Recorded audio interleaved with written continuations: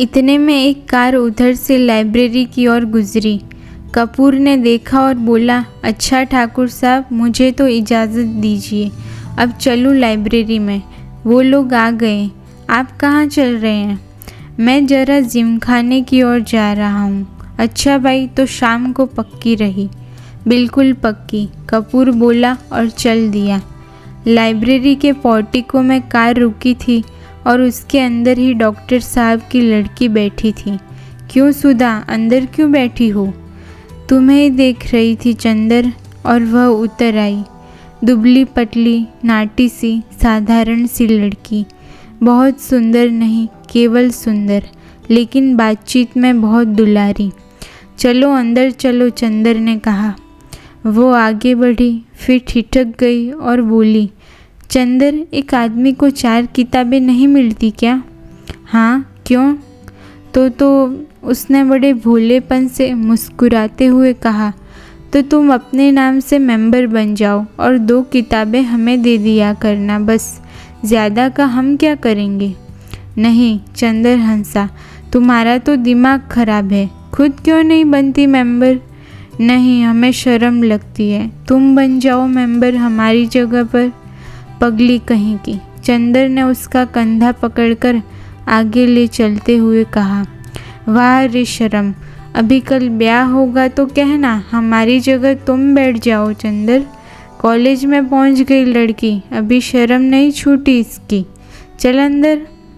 और वह हिचकती, ठिठकती, छींपती और मुड़ मुड़कर चंदर की ओर रूठी हुई निगाहों से देखती हुई अंदर चली गई। थोड़ी देर बाद सुधा 4 किताबें लादे हुए निकली। कपूर ने बोला, लाओ मैं ले लूँ। तो बांस की पतली टहनी की तरह लहरा कर बोली, सदस्य मैं हूँ, तुम्हें क्यों दूँ किताबें? और जाकर कार के अंदर किताबें पटक दी। फिर बोली, आओ बैठो चंदर, अब मैं घर जाऊँगा। ये देखो। और उसने अपने भीतर से कागज़ों का एक बंडल निकाला और बोली, देखो, ये पापा ने तुम्हारे लिए दिया है, लखनऊ के प्रेस कॉन्फ्रेंस के लिए। वही पढ़ने के लिए एक निबंध लिखा है उन्होंने। शाम तक ये टाइप हो जाना चाहिए। जहाँ संख्याएं हैं वहाँ खुद आपको बैठकर बोलना होगा। और पापा सुबह से ही कहीं गए हैं, समझे जनाब? उसने बिल्कुल अल्हड़ बच्चों की तरह गर्दन हिलाकर शोक स्वरों में कहा। कपूर ने बंडल ले लिया और कुछ सोचता हुआ बोला, लेकिन डॉक्टर साहब का हस्तलेखन इतने पृष्ठ शाम तक कौन टाइप कर देगा? इसका भी इंतज़ाम है। और अपने ब्लाउज़ में से एक पत्र निकालकर चंदर के हाथ में देती हुई बोली, ये कोई पापा की पुरानी ईसाई छात्रा है, टाइपिस्ट। इसके घर में तुम्हें पहुंचाए देती हूँ। मुखर्जी रोड पे रहती है ये। उसी के यहाँ टाइप करवा लेना और ये खत उसे दे देना। लेकिन अभी मैंने चाय नहीं पी। समझ गए। अब तुम सोच रहे होगे कि इसी बहाने सुधा तुम्हें चाय भी पिला देगी।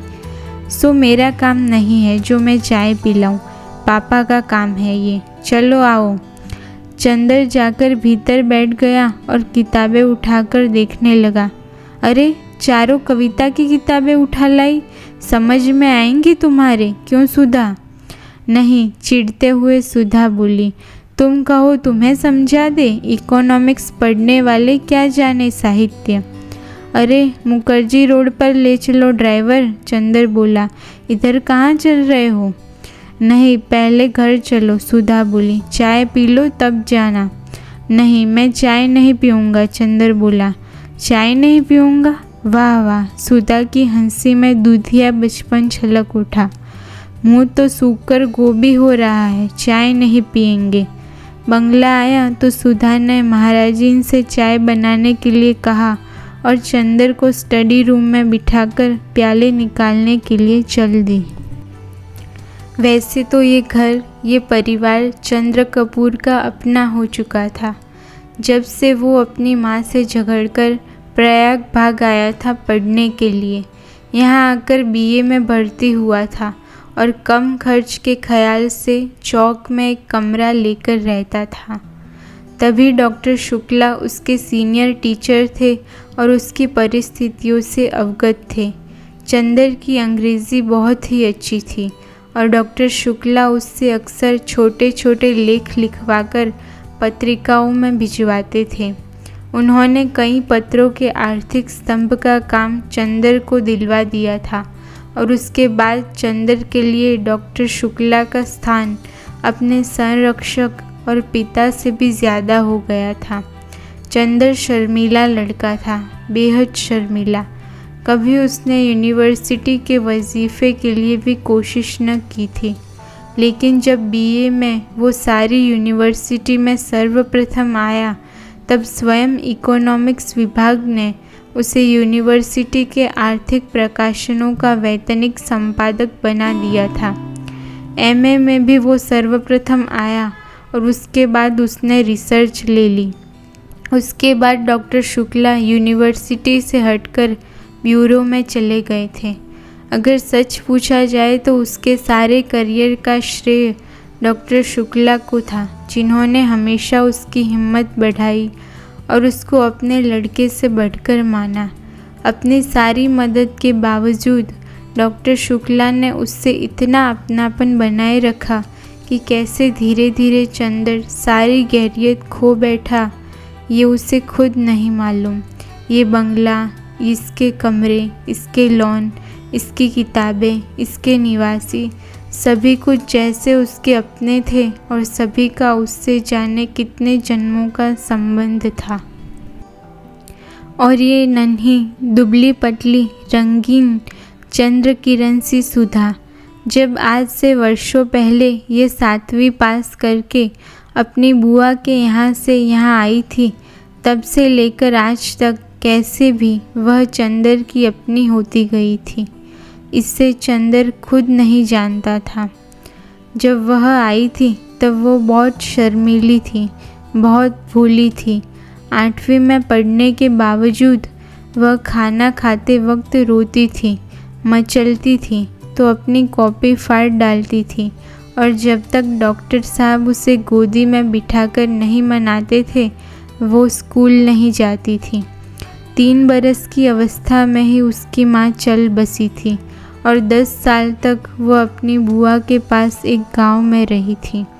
अब 13 वर्ष की होने पर गांव वालों ने उसकी शादी पर जोर देना और शादी न होने पर गांव की औरतों ने हाथ नचाना और मुंह मटकाना शुरू किया तो डॉक्टर साहब ने उसे इलाहाबाद बुलाकर 8वीं में भर्ती करा दिया।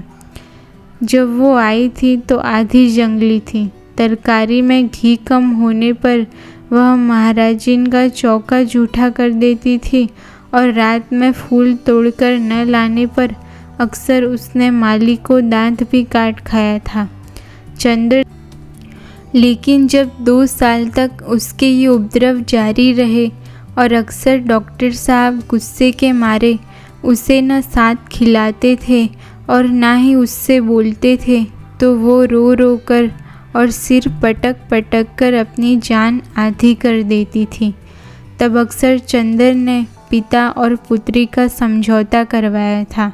अक्सर सुधा को डांटा था, समझाया था और सुधा घर भर से अल्हड़ पुरवाई और विद्रोही झोंके की तरह तोड़फोड़ मचाती रहने वाली सुधा चंदर की आंख के इशारे पर सुबह की नसीम की तरह शांत हो जाती थी। कब और क्यों उसने चंदर के इशारों का ये मौन अनुशासन स्वीकार कर लिया था, ये उसे खुद नहीं मालूम था। और ये सभी कुछ इतने स्वाभाविक ढंग से, इतना अपने आप होता गया कि दोनों में से कोई भी इस प्रक्रिया से वाकिफ़ नहीं था, कोई उसके प्रति जागरूक न था। दोनों का एक दूसरे के प्रति अधिकार और आकर्षण इतना स्वाभाविक था जैसे शरद की पवित्रता या सुबह की रोशनी। और मज़ा तो ये था कि चंदर की शक्ल देखकर छिप जाने वाली सुधा इतनी ढीठ हो गई थी कि उसका सारा विद्रोह, सारी झुंझलाहट, मिजाज की सारी तेजी, सारा तीखापन और सारा लड़ाई झगड़ा सभी की तरफ से हटकर चंदर की ओर केंद्रित हो गया था। वह विद्रोहिनी अब शांत हो गई थी, इतनी शांत, इतनी सुशील, इतनी विनम्र, इतनी मिष्ट भाषिणी कि सभी को देखकर ताज्जुब होता था। लेकिन चंदर को देखकर जैसे उसका बचपन फिर लौट आता था, और जब तक वह चंदर को खिंचाकर, छेड़कर लड़ नहीं लेती थी, उसे चैन नहीं पड़ता था। अक्सर दोनों में अनबोला रहता था, लेकिन जब 2 दिन तक दोनों मुंह फुलाए रहते थे और डॉक्टर साहब के लौटने पर सुधा उत्साह से उनको ब्यूरो का हाल नहीं पूछती थी और खाते वक्त दुलार नहीं दिखाती थी, तो डॉक्टर साहब फ़ौरन पूछते, क्या चंदर से लड़ाई हो गई क्या? फिर वो मुंह फुलाकर शिकायत करती थी, और शिकायतें भी क्या क्या होती थी। चंदर ने उसकी हेड मिस्ट्रेस का नाम एलिफेंटा, श्रीमती हथिनी रखा था। या चंदर ने उसको डिबेट के भाषण के पॉइंट नहीं बताए, या चंदर कहता है कि सुधा की सखियाँ कोयला बेचती है, और जब डॉक्टर साहब कहते कि वो चंदर को डांट देंगे तो वो खुशी से फूली उठती और चंदर के आने पर आंखें नचाती हुई चिढ़ाती थी, कहो कैसी डांट पड़ी? वैसे सुधा अपने घर की पुरखिन थी। किस मौसम में कौन सी तरकारी पापा को माफिक पड़ती है, बाजार में चीज़ों का क्या भाव है, नौकर चोरी तो नहीं करता, पापा कितने सोसाइटियों के मेंबर हैं, चंदर के इकोनॉमिक्स के कोर्स में क्या है, ये सभी उसे मालूम था। मोटर या बिजली बिगड़ जाने पर वो थोड़ी बहुत इंजीनियरिंग भी कर लेती थी, और मातृत्व का अंश तो उसमें इतना था कि हर नौकर नौकरानी उससे अपना सुख दुख कह देते थे। पढ़ाई के साथ साथ घर का सारा कामकाज करते हुए उसका स्वास्थ्य भी कुछ बिगड़ गया था, और अपनी उम्र के हिसाब से कुछ अधिक शांत, संयम, गंभीर और बुजुर्ग थी। मगर अपने पापा और चंदर, इन दोनों के सामने हमेशा उसका बचपन इठलाने लगता था।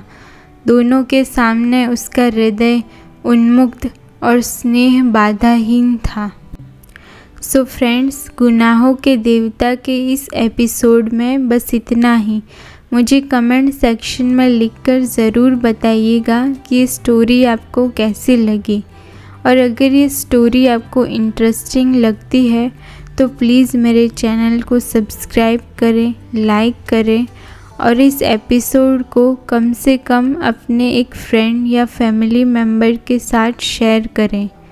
और अगर आप एपिसोड 1 यानी कि पार्ट 1 सुनना चाहते हैं तो आप चैनल की प्लेलिस्ट में जाकर सुन सकते हैं। फिर मिलेंगे इस बुक के एक नए एपिसोड के साथ, पार्ट 3 के साथ। तब तक अपना ख्याल रखिए और किसी को भी अपने मन, कर्म और वचन से नुकसान ना पहुंचाइए। अगर हम आज के समय में इतना भी कर लें तो बहुत है। चलिए, धन्यवाद मुझे सुनने के लिए। अपना ख्याल रखिएगा।